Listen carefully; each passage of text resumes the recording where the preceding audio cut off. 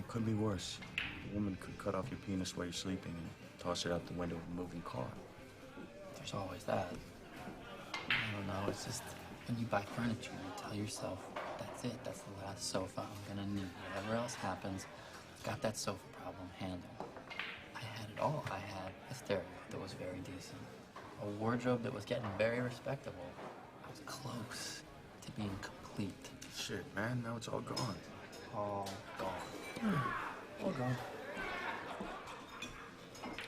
Do you know what a duvet is? Comforter. It's a blanket. Just a blanket.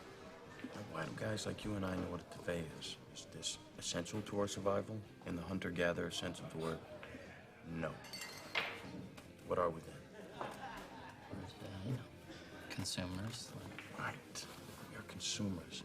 We are byproducts of a lifestyle obsession.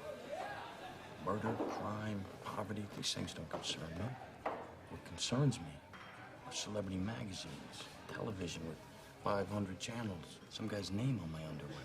Rogaine, Viagra, Olestra. Martha Stewart. Fuck Martha Stewart.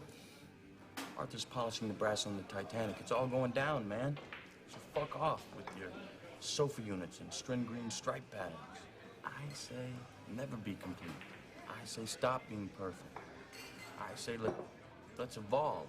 Let the chips fall where they may.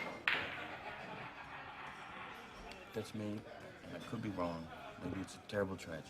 No, it's just stuff. Not tragedy. Well, you did lose a lot of versatile solutions for modern living. Fuck, you're right. No, I don't smoke. You know, my insurance is probably gonna cover it, so. What? The things you own end up owning you. But do what you like, man.